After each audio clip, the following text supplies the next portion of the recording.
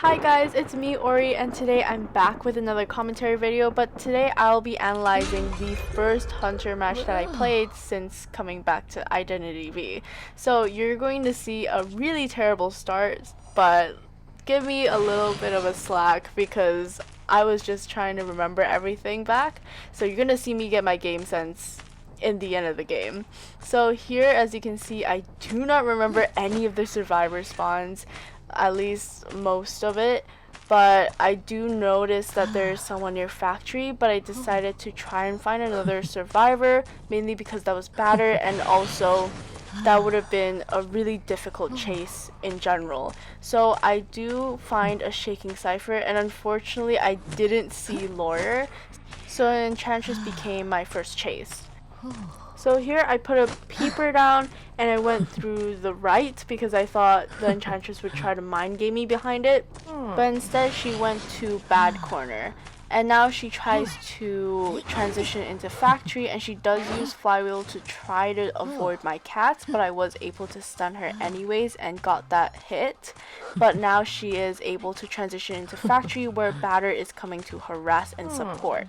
And here I do take the batter's hit quite straight up just because there wasn't going to be a really huge effect me as the hunter as much, even though it creates slightly more distance. I had a cat ready to cat her mid-air and reduce the overall distance between the enchantress and I. She does decide to transition into 2 pallets rather than loop the factory because she knows that she has a high possibility of getting down soon, and factory has basement. So she's trying to avoid making the rescue more difficult for her teammates, essentially. So here I do drag her farther from batter, so it would take slightly longer to rescue and give me more distance and overall space to use my cats. And so here I use my cats as I have more space, and I place my cross right in front of the chair as I saw batter coming to rescue. So here I'm not really sure why, but I do start getting absolutely terrible ping and I was lagging really badly. But in the end I was still able to stall the batter enough that he was forced to rescue after half, which is a benefit for me to turn this into a win, or at least secure the tie.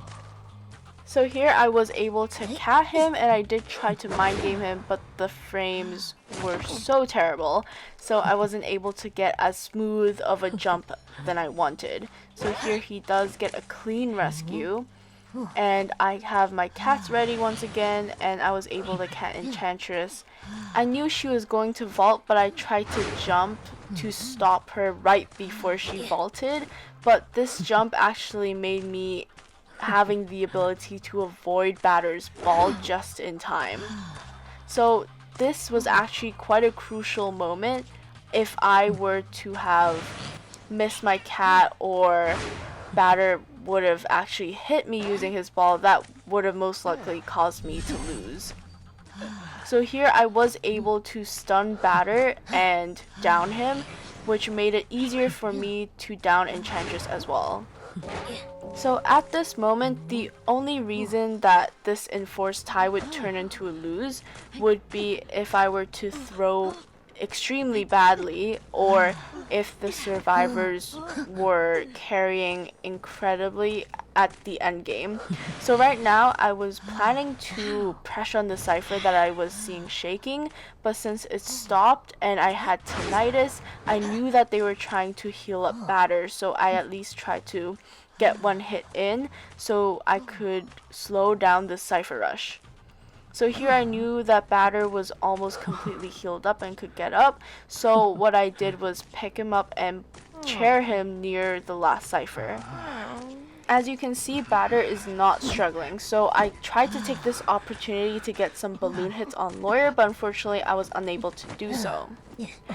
I knew that one person would have to rescue while the other would prime and pop the cipher, so I immediately used my trump card to change my peepers into abnormal, so then they wouldn't be able to pop it. I also did this because I knew they didn't have any backup ciphers, so this was the perfect opportunity for me to change my tie into a win. So my goal now is to just guard the cipher and pressure on it because they don't have enough time to start a new cipher and everyone's injured. So here I go back to the cipher to pressure on it and I get tinnitus and I see footsteps. And because I had my cats, I did down batter quite quickly. So now I know that they are going to either heal up together or start a new cipher. But since Barmaid was already healing herself up, she was prepping herself to rescue Batter. So now I'm just camping the chair and I'm breaking the pallets nearby to make the Batter's rebound kite harder to do. So now I used my cat in that certain direction as I knew that the new cipher they were working on was in OP corner. So I knew that the survivor coming to rescue Batter was coming from approximately that direction. And then my cats were able to outline Barmaid's body, so I was able to find her early before she reaches the chair, which allowed me to down her quite early right after the rescue. And so now I'm tunneling Batter because he's dead on chair, and this would just ensure my win for the end game. So here I'm now putting him on chair while Barmaid is healing herself up. As you can see, Lawyer did leave the cipher to heal her, and now they're pushing the last cipher. And now you can see me using my cats to get closer to them and to just stop them from popping and priming the cipher. So here I do a terrible cat cross, don't do that. And since I knew that their cipher was already almost primed, I immediately abnormaled and tried to hit Barmaid, so I was able to get that terror shock. And since Lawyer was already one hit, I was able to get him down as well. Cause I'm never giving up on you. I know each time is worth the